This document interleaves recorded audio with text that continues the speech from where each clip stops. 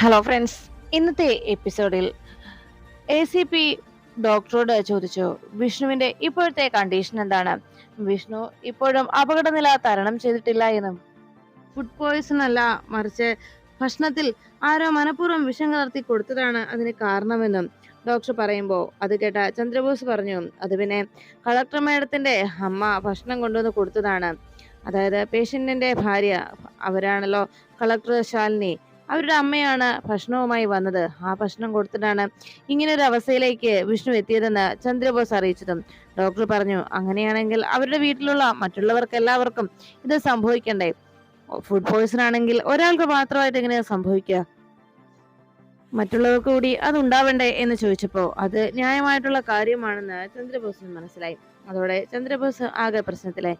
ഉടനെ ഡോക്ടർ പറഞ്ഞു, സർ, ഇനി സാറിന് എന്തെങ്കിലും പറയാനുണ്ടോ? ഇല്ലെങ്കിൽ ഞാൻ പോയിക്കോട്ടെ, എനിക്ക് വാർഡിലൊന്ന് പോകേണ്ടതുണ്ട് എന്ന് പറഞ്ഞു പോകാൻ ഡോക്ടർ ഒരുങ്ങുമ്പോൾ ചന്ദ്രബോസ് പറഞ്ഞു, ഡോക്ടറെ, എനിക്ക് മറ്റൊരു കാര്യം കൂടി പറയാനുണ്ട്. അത് കേട്ടും ഡോക്ടർ ചോദിച്ചു, എന്താ എന്താ സാറേ? സാറിന് എന്നോട് പറയാനുള്ള ആവശ്യം എന്താണെങ്കിലും ഒരു കാര്യം ഞാൻ പറയാം. എന്നെ കൊണ്ട് ചെയ്യാൻ പറ്റുന്ന കാര്യമാണെങ്കിൽ മാത്രമേ സാർ എന്നോട് പറയാവൂ, അല്ലെങ്കിൽ എനിക്ക് സാധിച്ചെന്ന് വരില്ല എന്ന് പറഞ്ഞപ്പോൾ ACP പറഞ്ഞു, ഡോക്ടർക്ക് സാധിക്കൂ, ഡോക്ടർക്ക് മാത്രമേ അതിന് കഴിയൂ.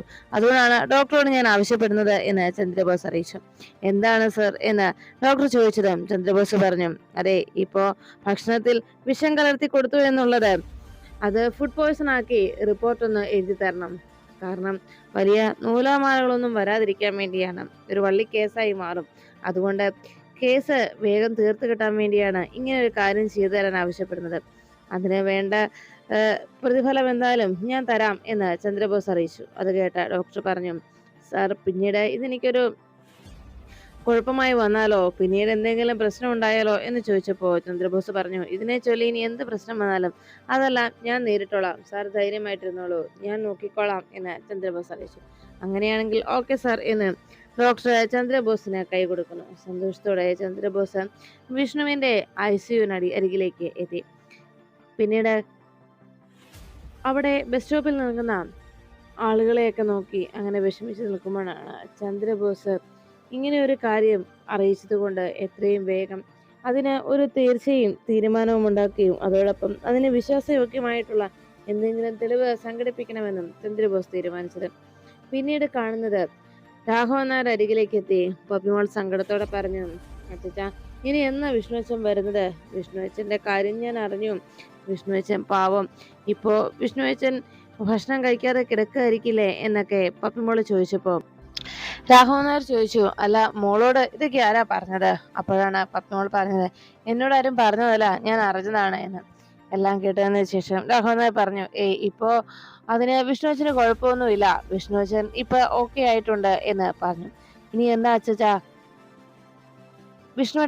വിഷ്ണുവച്ചൻ നമ്മുടെ അരികിലേക്ക് എത്തുന്നത്? വിഷ്ണുവച്ചന്റെ കാണാത്ത കൊണ്ട് എനിക്ക് വല്ലാത്ത വിഷമമാണ് അച്ഛാ. നമുക്ക് വിഷ്ണുവച്ചനെ കാണാനൊന്ന് പോയാലോ എന്ന് ചോദിച്ചു. അത് കേട്ടതും രാഘവൻ നായർ പറഞ്ഞു, പോകാം മോളെ, എന്തായാലും ഭാമ അവിടേക്ക് പോയിരിക്കുകയല്ലേ, സത്യഭാമ വരട്ടെ, അതിനുശേഷം നമുക്ക് പോകാം എന്ന് മാഷ് കുഞ്ഞിനെ സമാധാനപ്പെടുത്തി. അപ്പോഴാണ് സത്യഭാമ കാറ് വന്ന് മുറ്റത്തിറങ്ങിയത്. കാറിൽ നിന്നിറങ്ങിയ സത്യഭാമ ദേഷ്യത്തോടെ രാഘവൻ നായരുടെ അരികിലേക്ക് എത്തി. രാഘവൻ നായർ വിഷ്ണുവിന്റെ വിശേഷം അറിയാൻ ആകാംക്ഷയോടെ കാത്തിരിക്കുന്നത് കണ്ട് സത്യഭാമ അരികിലെത്തി പറഞ്ഞു, മകന്റെ വിശേഷം അറിയാനായിരിക്കും, അവനെക്കുറിച്ച് അറിയാനല്ലേ നിങ്ങൾ ഈ കാത്തിരിക്കുന്നത് എന്ന് അന്വേഷിച്ചപ്പോ രാഘവൻ നായർ അതെ എന്ന് സംബന്ധിച്ചു. എന്താ ഭാമേ, എങ്ങനെയുണ്ട് എന്റെ മോന്? ഉടനെ സത്യഭാമ പറഞ്ഞു, പാവം എൻ്റെ മോൻ, എൻ്റെ ദൈവങ്ങളോടുള്ള എൻ്റെ പ്രാർത്ഥന, ഞാൻ വിളിക്കുന്ന ഈശ്വരന്മാരെ ഈ ലോകത്തെ ഞാൻ തിരികെ വിളിച്ച് ഇവിടെ നിർത്തിയത് കൊണ്ട് മാത്രം എൻ്റെ വിഷ്ണു മോന് ആപത്തൊന്നും സംഭവിച്ചിട്ടില്ല. എൻ്റെ മോന് ഒരു കുഴപ്പവും ഉണ്ടായിട്ടില്ല. എന്നാൽ അവളെ രക്ഷപ്പെടുത്തിയ ആ ഡോക്ടർമാര് എൻ്റെ മോൻ്റെ വയറ് കഴുകിയോ, അവൻ്റെ വയറ്റിലുണ്ടായിരുന്ന വിഷാംശം എല്ലാം കളയാനായിട്ട് അവരെന്തൊക്കെയോ കുറെ പണിപ്പെട്ടു. അതിന്റെ വേദനയിൽ പുളയുന്ന എൻ്റെ മോനെ ഞാൻ കണ്ടു. ഒരമ്മയ്ക്കും കണ്ടു നിൽക്കാൻ പറ്റുന്ന ഒരവസ്ഥയല്ല ഇത്. ഞാനത് നോക്കി നിന്നു. കാരണം എന്തെന്നറിയാവോ? ഇവളുടെ കുടുംബക്കാരോടുള്ള എൻ്റെ പക. അതിനു വേണ്ടി മാത്രം ആ കാഴ്ച ഞാൻ കണ്ടത്. എൻ്റെ മോനെ ഈ അവസ്ഥയിലാക്കിയത് ഇവളുടെ ചേച്ചി എന്ന് പറയുന്ന, ഇവളുടെ കുഞ്ഞേച്ചി എന്ന് വിളിക്കുന്ന ആ ശാലിനി. അവൾക്ക് നേരിട്ടൊന്നും ചെയ്യാൻ കഴിയില്ലല്ലോ. അതുകൊണ്ട് അവൾ അവളുടെ അമ്മ മുഖേനയാണ് എൻ്റെ മോനെ ഇല്ലാതാക്കാൻ നോക്കിയത്. അവൾ എൻ്റെ മോന്റെ ജീവിതത്തിലേക്ക് കടന്നു കയറാൻ ശ്രമിച്ചു. എന്നാൽ നേരായ വഴിയിൽ അതിന് സാധിക്കില്ലെന്ന് അറിഞ്ഞപ്പോ അവൾ എൻ്റെ മകന്റെ ജീവൻ എടുക്കാനാണ് തുനിഞ്ഞത്. ഇവരെല്ലാവരും ഇങ്ങനെ ചെയ്തു കൂട്ടുന്നവരാണല്ലോ. ആ കുടുംബശ്രീ ഹോട്ടലിലെ എത്ര എണ്ണങ്ങളുടെ ജീവൻ ഇവരെടുത്തിട്ടുണ്ടാവും. ഇവളും ഇവളുടെ അമ്മയും ഒക്കെ ചേർന്ന്. സത്യത്തിൽ ഭക്ഷണം വിളമ്പി ഓരോരുത്തരുടെയും ജീവൻ എടുക്കുന്ന സ്വഭാവമാണ് ഇവർക്കുള്ളത്. നിന്റെ അമ്മയുടെ മേശത്തലപ്പിനിടയിൽ എത്ര പേരുടെ ജീവിതങ്ങളാണ് ഇതുപോലെ നീയൊക്കെ ഹോമിച്ചിട്ടുള്ളത്. അല്ല, അതിൽ എത്രാമത്തെ നമ്പരാ എൻ്റെ മോൻ്റേത് എന്നൊക്കെ സത്യഭാമ ശ്യാമയോട് ചോദിച്ചു. ഇതെല്ലാം കേട്ട ശ്യാമ പറഞ്ഞു, സത്യാമ്മേ, ഇനി എനിക്ക് ഇത് കേട്ടു നിൽക്കാൻ കഴിയില്ല. ഞാൻ മടുത്തു. ഞാനും എൻ്റെ അമ്മയും ഒക്കെ ഞങ്ങൾ അന്നം നൽകി അന്നം വാങ്ങിക്കുന്നവരായിരുന്നു. അതാണ് ഇപ്പോഴും ചെയ്തുകൊണ്ടിരിക്കുന്നത്. എൻ്റെ അമ്മയ്ക്ക് അറിയാവുന്നത് അന്നം ഉണ്ടാക്കുക എന്ന് മാത്രമാണ്. അതിലൂടെ തന്നെ ജീവിക്കാനുള്ള മാർഗവും ഈശ്വരൻ കാട്ടിത്തന്നു. അതുകൊണ്ട് ഒരിക്കലും ഞങ്ങൾ അന്നത്തെ ദ്രോഹിച്ചിട്ടില്ല. അന്നം നൽകി ജീവിച്ച ഞങ്ങൾക്ക് ഒരിക്കലും അന്നത്തിൽ വിഷം കലർത്താനോ അന്നത്തിൽ എന്തെങ്കിലും മറിമായം ചെയ്യാനോ ഞങ്ങൾക്ക് കഴിയില്ല സത്യാമ്മേ. അതുകൊണ്ട് എൻ്റെ അമ്മയും ഞങ്ങൾ ആരും തന്നെ അങ്ങനെ ഒരിക്കലും ചെയ്യില്ല സത്യാമ്മ, അതൊന്ന് വിശ്വസിക്ക്. എൻ്റെ അമ്മയ്ക്ക് അങ്ങനെയൊന്നും ചെയ്യാൻ കഴിയില്ല എന്ന് പറഞ്ഞ് ശ്യാമ സത്യഭാമയോട് കേണപേക്ഷിക്കുമ്പോൾ അത് കേട്ട സത്യഭാമ പറഞ്ഞു, മതി നിന്റെ പൂങ്കണ്ണീര്, അതൊന്നും എനിക്ക് കാണണ്ട. എൻ്റെ മക്കളുടെ മനസ്സലിഞ്ഞേക്കും ഇത് കണ്ടാൽ. പക്ഷെ ഈ സത്യഭാമയുടെ മനസ്സലിയണമെന്നുണ്ടെങ്കിൽ നിന്റെ ഈ കണ്ണുനീര് ഒരു കടലായിട്ട് വരേണ്ടി വരും. എന്താ, അത് നിനക്ക് കഴിയുമോ എന്ന് ചോദിച്ചപ്പോ ശ്യാമ പറഞ്ഞു, സത്യാമ്മേ, ഞാൻ പറഞ്ഞത് സത്യമാണ്. എൻ്റെ കുഞ്ഞേച്ചിക്കോ എനിക്കോ എൻ്റെ അമ്മയ്ക്കോ ഒന്നും ആരുടെയും ജീവൻ എടുക്കാൻ കഴിയില്ല. അത്തരം പ്രവർത്തികളൊന്നും ഞങ്ങൾക്ക് ചെയ്യാനുമാവില്ല എന്ന് പറയുമ്പോ സത്യഭാമ ദേഷ്യത്തോടെ ശ്യാമയെ നോക്കി. വേണ്ട, ഇനി ഒരക്ഷരം നീ മിണ്ടിപ്പോകരുത്. എൻ്റെ കുഞ്ഞിന് എന്തെങ്കിലും സംഭവിച്ചാലുണ്ടല്ലോ, ഞാൻ ഈശ്വരന്മാരെ വിളിച്ച് താഴെ നിർത്തിയത് കൊണ്ടാണ് എൻ്റെ മോന് തൽക്കാലം ആപത്തൊന്നും ഉണ്ടാകാതെ അവൻ രക്ഷപ്പെട്ടത്. എങ്കിലും ഇനിയും അവന്റെ ജീവന് മേൽ ആപത്തുണ്ടാകുമെന്ന് എനിക്കറിയാം. എൻ്റെ കുഞ്ഞിന് എന്തെങ്കിലും സംഭവിച്ചാലുണ്ടല്ലോ, പിന്നെ നിന്നെയോ നിന്റെ കുടുംബത്തെയോ ഒന്നും ഞാൻ വെച്ചേക്കില്ല. പിന്നെ നിനക്ക് ഈ വീട്ടിൽ യാതൊരു സ്ഥാനവും ഉണ്ടാവില്ല. പിന്നെ എന്തൊക്കെ സംഭവിച്ചെന്ന് പറഞ്ഞാലും നീയും നിന്റെ കുഞ്ഞേച്ചിയെ പോലെ ഈ പടിക്ക് പുറത്തായിരിക്കും, ഓർത്തോ എന്ന് സത്യഭാമ ശ്യാമയെ താക്കീത് ചെയ്തു. ഉടനെ രാഘവൻ നായരുടെ നേരെ തിരിഞ്ഞ് സത്യഭാമ പറഞ്ഞു, അതെ, എനിക്ക് ഇവളോട് ഇവളുടെ കുടുംബത്തോടും ഉള്ളത് ദേഷ്യമല്ല രാഘവേട്ട, പകയാണ് എനിക്കുള്ളത്. അത് ശാരദാമ്മ ചത്ത് വെണ്ണീറായി മണ്ണിൽ ചേർന്നാലും മണ്ണായി തീർന്നാലും ആ പക എന്നും എനിക്ക് അവരോടുണ്ടാകും എന്ന് സത്യഭാമ രാഘവൻ നായരോട് പറയുമ്പോൾ എല്ലാം കേട്ട് ശ്യാമ പൊട്ടിക്കരഞ്ഞു നിന്നു. ഇത് കണ്ട സത്യഭാമ ശ്യാമയോട് പറഞ്ഞു, മാറി നിൽക്കടി ഇവിടെ നിന്ന് എന്ന് പറഞ്ഞതും ശ്യാമ വീണ്ടും സത്യാമ്മയെ എന്ന് വിളിച്ച് ദയനീയമായി സത്യഭാമയെ വിളിച്ച് സങ്കടപ്പെടുമ്പോൾ ഇത് കണ്ടുനിന്ന സത്യഭാമ വേഗം ശ്യാമയെ തള്ളി മാറ്റുന്നു. ശ്യാമ നേരെ ചെന്ന് ആ സിറ്റൗട്ടിലേക്ക് വീഴുകയും സത്യഭാമ അതൊന്നും കാണാതെ കലിയുടെ അകത്തേക്ക് കയറിപ്പോയി. ഈ സമയത്ത് ഇതെല്ലാം കണ്ടുനിന്ന പൊന്നിയും പിള്ളേച്ചനും ഓടിച്ചെന്ന് ശ്യാമയെ പിടിച്ചെഴുന്നേൽപ്പിച്ചു. ഉടനെ ഇതിനെല്ലാം സാക്ഷിയായി നിന്ന പപ്പിമോൾ അരികിലേക്ക് ഓടി വന്നു. ശ്യാമ പൊട്ടിക്കരയുന്നത് കണ്ട് അരികിലേക്ക് എത്തി പപ്പിമോൾ പറഞ്ഞു, അമ്മ കരയരുത്, അമ്മ സങ്കടപ്പെടരുത്. അമ്മ കരയുന്നത് കണ്ടാൽ അമ്മ സങ്കടപ്പെട്ടാൽ എനിക്കും വിഷമാവുമേ എന്ന് പപ്പി പറയുമ്പോൾ ഇതെല്ലാം കേട്ട ശ്യാമ പറഞ്ഞു, മോളെ, നമ്മൾ സങ്കടപ്പെടണം. കാരണം നമുക്ക് ഒന്നുമില്ലാത്തവർക്ക് സങ്കടപ്പെടാനേ വിധിയുള്ളൂ. അതുകൊണ്ട് തന്നെ നമുക്ക് ഒന്നുമില്ലാത്തത് കൊണ്ട് കണ്ണീരും സങ്കടവും മാത്രമായിരിക്കും എന്നും നമുക്ക് മുതൽക്കൂട്ട്. നമ്മൾ പാവങ്ങളായതുകൊണ്ടും ഒന്നുമില്ലാത്തവരായതുകൊണ്ടും നമ്മളെ ഒന്ന് ആത്മാർത്ഥമായി ആശ്വസിപ്പിക്കാൻ പോലും ആർക്കും കഴിഞ്ഞെന്നും വരില്ല എന്ന് ശ്യാമ സങ്കടത്തോടെ പപ്പിമോളോട് പറഞ്ഞു. അതുകൊണ്ട് എന്തും സഹിക്കാൻ മനസ്സിനെ പാകപ്പെടുത്തി വേണം നമ്മൾ ജീവിക്കാനെന്ന് ശ്യാമ പറഞ്ഞുകൊണ്ട് പപ്പിമോളെ നെഞ്ചോട് ചേർത്ത് പിടിച്ചു. പിന്നീട് ഇത്രയേറെ സംഭവങ്ങൾ നടന്നു കഴിയുമ്പോൾ ശാലിനിയുടെയും വിഷ്ണുവിന്റെയും ജീവിതത്തിൽ എന്താണ് സംഭവിച്ചതെന്നറിയാതെ ആകെ ടെൻഷനോടെയും മധുശ്രീയുടെ തടവറയിൽ കഴിയുന്ന കാർത്തികയെ കാണാൻ മധുശ്രീ അവിടേക്ക് എത്തി. കാർത്തികയുടെ അരികിലേക്ക് എത്തിയതിനു ശേഷം മധുശ്രീ പറഞ്ഞു, അതെ, നീ ഒരു സന്തോഷ വാർത്ത അറിഞ്ഞോ? നിന്റെ വിഷ്ണുവേട്ടനുണ്ടല്ലോ, നീ പ്രണയിച്ചതാണല്ലോ, ഒന്നാകാൻ തീരുമാനിച്ചവരല്ലേ നിങ്ങൾ. അതുകൊണ്ട് നിന്റെ ആ വിഷ്ണുവേട്ടന്റെ ഇപ്പോഴത്തെ അവസ്ഥ നിനക്കറിയാമോ? എന്തായാലും നിന്നോട് ഞാൻ ചോദിക്കുന്നതിനൊക്കെ മറുപടി നീ എങ്ങനെ പറയും? നിന്റെ വാ ഞാൻ മൂടിക്കെട്ടി വെച്ചിരിക്കുകയാണല്ലോ. എന്തായാലും നിന്റെ വായിലെ തുണി ഞാൻ മാറ്റാം. പക്ഷേ ഒരു കാര്യം, നീ ഇത് മാറ്റുന്ന അവസരത്തിൽ ഇവിടെ കിടന്ന് ബഹളം ഉണ്ടാക്കാനോ രക്ഷപ്പെടാനോ ശ്രമിച്ചാലും ഒന്നും സംഭവിക്കാൻ പോകുന്നില്ല. കാരണം എന്തെന്നറിയാവോ? ഈ വീടിനകത്ത് പുറത്തേക്ക് ഒരു ശബ്ദവും പോവില്ല. അതാണ് ഈ വീടിന്റെ പ്രത്യേകത. പിന്നെ നിന്നെ പോലെയുള്ളതിനൊക്കെ അതിബുദ്ധി ആയതുകൊണ്ട് ഒരു 2 വടമെങ്കിലും വേണം നിന്നെയൊക്കെ കെട്ടിയിടാൻ എന്ന് പറഞ്ഞ് പതിയെ കാർത്തികയുടെ വായിലെ സ്റ്റിക്കർ പൊളിച്ചെടുക്കുമ്പോ കാർത്തിക ദേഷ്യത്തോടെ ഉടനെ തന്നെ മധുശ്രീയോട് ചോദിച്ചു, അല്ല എന്തിനാ മധുശ്രീ എന്നെ ഇങ്ങനെ നീ ദ്രോഹിക്കുന്നത്? ഇത് കേട്ടതും മധുശ്രീ പറഞ്ഞു, അത് ശരി, ഈ ചോദ്യം നീയല്ലല്ലോ, നിന്നോടല്ലേ എല്ലാരും ചോദിക്കേണ്ടത്. ഇപ്പോ കാലചക്രം തിരിയുന്നത് കൊണ്ട് വാദി പ്രതിയായെന്ന് മാത്രം, അത്രേ ഉള്ളൂ. പക്ഷേ ഇപ്പോ ഒരു വാർത്ത നിന്നോട് പറയാനാണ് ഞാൻ വന്നതെന്ന് പറഞ്ഞില്ലേ? നിന്റെ വിഷ്ണുവേട്ടൻ ഇപ്പോ മരണത്തോട് മല്ലടിച്ച് ഹോസ്പിറ്റൽ ICUലാണ്. അവനിപ്പോ ഛർദിച്ച് അവന്റെ തിരികെ യാത്ര അതിനുള്ള സമയം അടുപ്പിച്ചെന്നാണ് പറഞ്ഞത്. അവൻ ഛർദിച്ചതിന്റെ അളവ് പറഞ്ഞത് കേട്ടാൽ സത്യത്തിൽ ഇനി അവൻ ജീവനോടെ ഉണ്ടാകുമോ എന്ന് പോലും എനിക്ക് ആശങ്കയാണ്. ഒരു കണക്കിന് അവൻ ജീവനോടെ തിരിച്ചു വന്നാൽ പോലും അവന്റെ ഏതെങ്കിലുമൊക്കെ അവയവങ്ങൾക്ക് തന്നെ കേടുപാട് സംഭവിച്ചിട്ടുണ്ടാവും. അതുപോലെ അവന്റെ കരളും പണ്ടമൊക്കെ പുറത്തിറങ്ങി വരുന്ന രീതിയിലായിരുന്നു അവൻ ഛർദിച്ചു കൂട്ടിയതെന്നാണ് പറഞ്ഞു കേട്ടത്. എന്തായാലും ഇങ്ങനെയൊക്കെ സംഭവിച്ചത്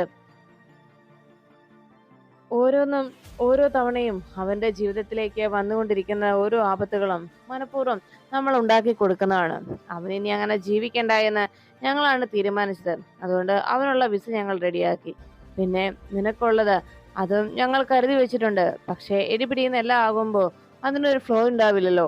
അതുകൊണ്ട് സ്വല്പം ഒരു ഗ്യാപ്പ് ഇട്ടതാണ്. ഒരുത്തന്റെ ചാക്കോള് അറിഞ്ഞ കഴിയുമ്പോൾ അവന്റെ മരണ വാർത്തയ്ക്ക് വേണ്ടി കാത്തിരിക്കുകയാണ് ഞങ്ങളിപ്പോ.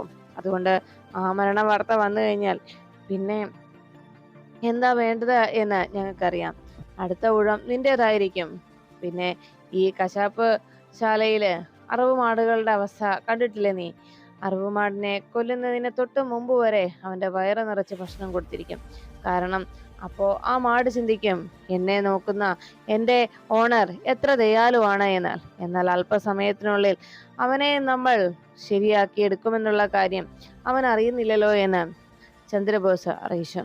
അതുകൊണ്ട് തന്നെ എന്താ വേണ്ടതെന്ന് വ്യക്തമായി പറഞ്ഞാൽ റെഡിയാക്കാമെന്ന് ചന്ദ്രബോസിനോട് ശരിയാക്കി എടുക്കാമെന്ന് അങ്ങനെ സംസാരിച്ചുകൊണ്ട് നിൽക്കുന്ന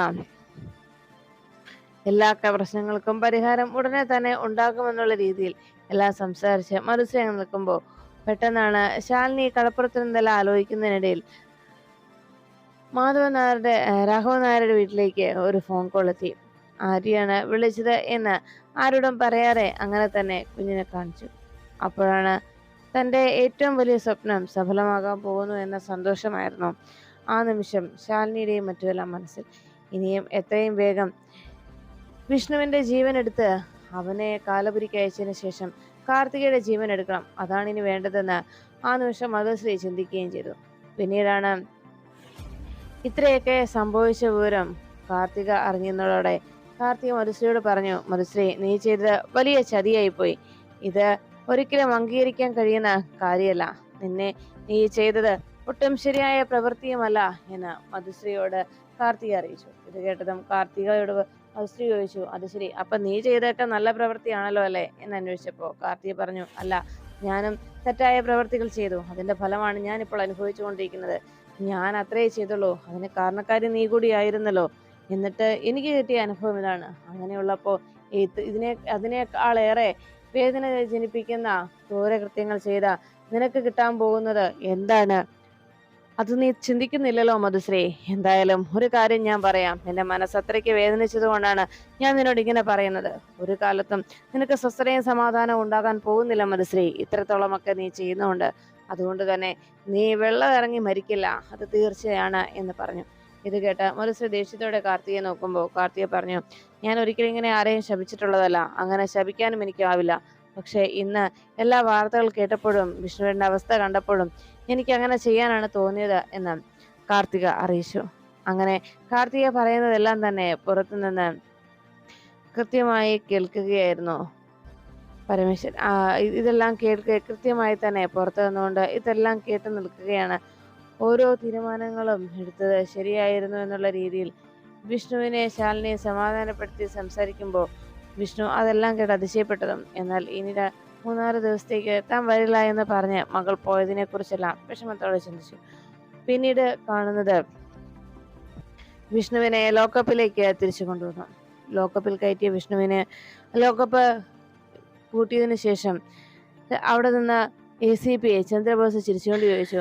വിഷ്ണുവിനെ ലോക്കപ്പിലേക്ക് കൊണ്ടുവന്നതിന് ശേഷം ചന്ദ്രബോസ് വിഷ്ണുവിനെ കളിയാക്കും വണ്ണം സംസാരിച്ചു. അല്ല, എനിക്കൊരു കാര്യമാണ് അറിയേണ്ടത്. വെറുതെ നീ എന്ത് പ്രകടനമാണ് ഇവിടെ കാഴ്ചവെച്ചത്? സത്യത്തിൽ നിന്റെ ആ പ്രകടനമേ അത് ഓസ്കാർ കാർഡ് കിട്ടിയിരുന്നെങ്കിൽ നീ ശരിക്കും അതിൽ വിജയിയായി പോയേനെ. അതാണ് സത്യം. പക്ഷേ എന്തായാലും ഇങ്ങനെ ഒരു പ്രവൃത്തി ആ ശാലിനി മേഡത്തിന് അമ്മ നിന്നോട് കാണിച്ചു തന്നുകൊണ്ടാ. അല്ല, നീ ഇനി അവരോട് എന്തെങ്കിലും കുരുത്തക്കേട് മറ്റോ കാണിച്ചിട്ടുണ്ടോ വിഷ്ണു എന്ന് ചോദിച്ചപ്പോൾ ദേഷ്യത്തോടെ തൻ്റെ കയ്യിൽ നിന്ന് ആ പൊതിച്ചോറും പിടിച്ച് കലിയോടെ തല്ലാനായിട്ട് ഒരുങ്ങുന്ന രീതിയിൽ അങ്ങനെ നോക്കുന്നത് കണ്ട് വിഷ്ണുവിനോട് പറഞ്ഞു, വേണ്ട, നീ ഇപ്പോൾ എൻ്റെ നേരെ ചാടുകയൊന്നും വേണ്ട. മനസ്സിൻ്റെ ഓരോ ചിന്തകളാണ് ഓരോ പ്രവൃത്തികളായി പുറത്തു വരുന്നതെന്ന് അയാൾ അറിയിച്ചു. ഉടനെ ദേഷ്യത്തോടെ സുജാത അയാളെ നോക്കി. അപ്പോഴേക്കും ദേഷ്യത്തോടെ അങ്ങനെ വിഷ്ണു ചന്ദ്രബോസിനെ നോക്കുമ്പോൾ ചന്ദ്രബോസ് പറഞ്ഞു, നീ എന്താടാ എന്നെ നോക്കി ദഹിപ്പിക്കുകയാണോ? നിന്നെ ഞാനിവിടെ ഉല്ലാസയാത്രയ്ക്ക് കൊണ്ടുവന്നതല്ല. അല്ല, ഇവനെ നമുക്ക് എണ്ണത്തോണിയിൽ കിടത്തിയാലോ വിജയ എന്ന് ചോദിച്ചപ്പോൾ വിജയൻ ചിരിച്ചുകൊണ്ട് പറഞ്ഞു, അയ്യോ സാറേ, എണ്ണയില്ല, തോണി മാത്രമേ ഉള്ളൂ. അത് കേട്ടതും മതി, ഇവനതൊന്നും പ്രശ്നമുള്ള കാര്യമല്ലല്ലോ എന്ന് ചന്ദ്രബോസ് അറിയിച്ചു. അങ്ങനെ ചന്ദ്രബോസിന്റെ നിർബന്ധപ്രകാരവും എല്ലാ ചടങ്ങുകളും നടത്തുന്നതിന് വേണ്ടി കൃത്യമായി തന്നെ അവിടേക്ക് പുറപ്പെടുകയാണ്. ഇതെല്ലാം എല്ലാം കണ്ടു നിന്നുകൊണ്ടിരുന്ന ശാലിനി അവിടേക്ക് എത്തി. ഉടനെ തന്നെ ചന്ദ്രബോസ് പറഞ്ഞു, അതെ, നിന്നെ ഞങ്ങളൊരു കാര്യം ചെയ്യാം. നിനക്ക് ഇനി എണ്ണത്തൊട്ടിൽ കിടന്നാലേ സുഖം തോന്നുള്ളെങ്കിൽ അങ്ങനെ കിടത്താം. പിന്നെ എണ്ണയില്ലെങ്കിൽ തൊട്ടി മാത്രം മതി. അതിനകത്താകുമ്പോൾ നിനക്ക് സ്വസ്ഥമായിട്ട് കിടക്കാവല്ലോ. പിന്നെ കുറച്ച് വെള്ളവും ഒഴിച്ച് തന്നാൽ മതി എന്ന് ചന്ദ്രബോസ് അറിയിച്ചു. അങ്ങനെ പറഞ്ഞുകൊണ്ട് ചന്ദ്രബോസ് വിഷ്ണുവിനെ കളിയാക്കി. കൂട്ടത്തിലെ ഞങ്ങളുടെ കളക്ടർ മേഡത്തെയും കൂടെ കൂട്ടിക്കോ. പിന്നെ നീ അങ്ങനെ ഉല്ലസിച്ച് അങ്ങ് ആടിക്കോടാ, കുഴപ്പമൊന്നുമില്ല. സ്വപ്നത്തിലാവുമ്പോൾ കുഴപ്പമില്ലല്ലോ, നീ ആടിക്കോ. പിന്നെ സൂക്ഷിച്ച് വേണേ ആടി വലയുമ്പോൾ. ഇവിടെ കളക്ടർ മേഡം കൂടെ ഉണ്ടെന്നുള്ള കാര്യം മറക്കരുത്. മേഡത്തെ നീ ആട്ടി താഴെയിട്ടേ പറഞ്ഞു. ഇതെല്ലാം കേട്ട വിഷ്ണു ശാലിനി അതെല്ലാം കേട്ടുകൊണ്ട് അവിടേക്ക് എത്തി. ശാലിനി അരികിലേക്ക് വന്നതും ആകെ ഭയത്തോടെ ചന്ദ്രബോസും മറ്റു കോൺസ്റ്റബിൾമാരും സല്യൂട്ട് അടിച്ചു. ഉടനെ തന്നെ ശാലിനി ചന്ദ്രബോസിനോട് പറഞ്ഞു, എടോ, ഇനിയെങ്കിലും അല്പം മര്യാദയോടെ സംസാരിക്കാൻ നോക്കടോ. അപ്പോഴേക്കും ചന്ദ്രബോസ് പറഞ്ഞു, അത് പിന്നെ ഞങ്ങൾ അവനൊരു എന്റർടൈൻമെന്റ് ആകട്ടെ എന്ന് കരുതി തമാശയൊക്കെ എന്ന് പറഞ്ഞതും, പിന്നെ ഈ അവസ്ഥയിലല്ലേ തമാശ പറയാൻ പോകുന്നത്? എന്ന് വെച്ചാൽ കുഞ്ഞു കൊച്ചല്ലേ വിഷ്ണുവേട്ടൻ എന്ന് ശാലിനി ചോദിച്ചു. അപ്പോഴേക്കും ചന്ദ്രബോസ് ശബ്ദം താഴ്ത്തി പറഞ്ഞു, കളക്ടറേറ്റ് ഇനി പോലീസ് സ്റ്റേഷനിലേക്ക് മാറ്റേണ്ടി വരുമല്ലോ. ഉടനെ ശാലിനി പറഞ്ഞു, അതെ, എന്തെങ്കിലും പറഞ്ഞോ? ഒന്നുമില്ലെന്നുള്ള രീതിയിൽ ചന്ദ്രബോസ് നോക്കുമ്പോൾ ശാലിനി പറഞ്ഞു, ഇനി പറഞ്ഞാലും ഇല്ലെങ്കിലും ശരി, ഞാനൊരു കാര്യം പറയാം. കളക്ടറേറ്റ്, അതായത് കളക്ടറുടെ കാര്യാലയവും കളക്ടർ എവിടെ ഇരിക്കണം എന്നുള്ള കാര്യം തീരുമാനിക്കുന്നത് കളക്ടറിന് മുകളിലേക്കുള്ളവരുമാണ്. എന്നാൽ നിന്റെ കാര്യം, പ്രത്യേകിച്ച് ഒരു ACPയുടെ കാര്യം തീരുമാനിക്കുന്നത്